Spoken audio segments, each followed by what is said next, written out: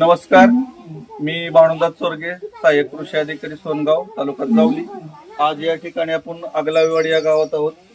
इथले शेतकरी नामदेव लोहार आहेत, तर यांच्या आंब्याच्या बागेमध्ये आहोत। तर या आंब्याच्या झाडाला शेतकरी बंधू बिरूड लागलेले आहे आणि त्या बिरूड किडीमुळे आंब्याचं फार नुकसान होतं। त्या किडीचं नियंत्रण कसं करायचं याची आपण पाहणी करणार आहोत। तर बिरूड कीड जी आहे ती अशा प्रकारे झाडाच्या खोडाला छिद्र पाडलेलं आहे, त्या छिद्रातून भुसा बाहेर पडतो। आतमधील जे लाकडाचा भाग आहे ती बिरूड खाऊन टाकते आणि झाड पोकळ करून झाड मरून जाते। तर एवढं शेतकऱ्याने कष्टानं सांभाळलेलं झाड जर या बिरूड किडीकडे जर लक्ष दिलं नाही तर ती कीड पूर्ण झाडाला मारू शकते। तर त्याचं नियंत्रण कसं करायचं याचा आज आपण प्रात्यक्षिक बघणार आहोत। त्यासाठी आपण या दोन गोष्टी आवश्यक आहेत। आपण पेट्रोल घेतलेलं आहे आणि हे क्लोरोपायरिफॉस नावाचं कीटकनाशक आहे, गव्हाचं पीठ घेतलेलं आहे। या तीन गोष्टी आवश्यक आहेत।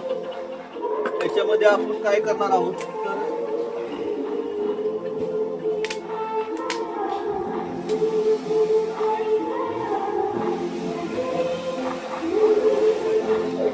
100 मिली पेट्रोल घेतलेलं आहे, आपण बघू शकता।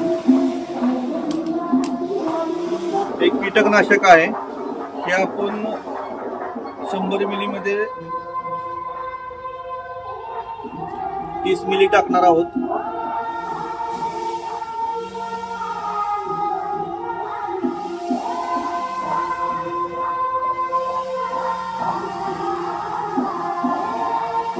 क्लोरोपायरिफॉस आपण 100 मिली मध्ये 30 मिली घेतलेले आहे।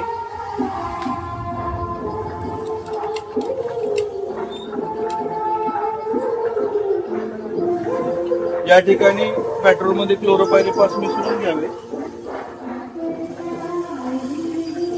अशा प्रकारची एक तार घ्यायची, ज्या ठिकाणी बिरूडा आळीने प्रादुर्भाव केलेला आहे त्या ठिकाणी तारेने त्या छिद्रामध्ये तार घालून थोडासा भरून घ्यावा।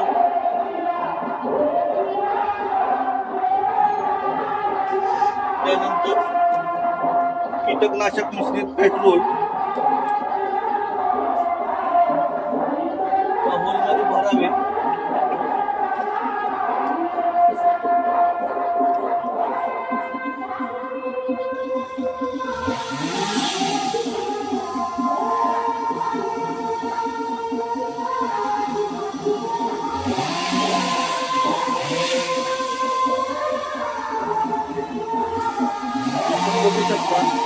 प्रत्येक छिद्रामध्ये मी कीटकनाशक मिश्रित पेट्रोल टाकलेले आहे।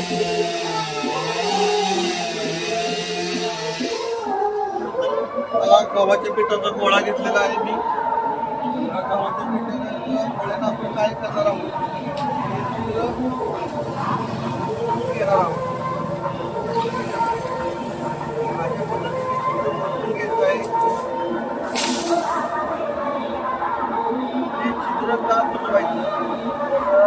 पेट्रोल आपण आतमध्ये टाकलेलं आहे, ते पेट्रोलचा गॅस तयार होतो आणि ज्या ठिकाणी कीड लपलेली आहे त्या ठिकाणी कीड लपलेल्या ठिकाणी गॅस जातो, विषारी गॅस, आणि कीड मरून जाते आणि आपलं झाड सुरक्षित राहते। तर या ठिकाणी गव्हाच्या पिठाच्या ऐवजी तुम्ही ओली माती सुद्धा वापरू शकता।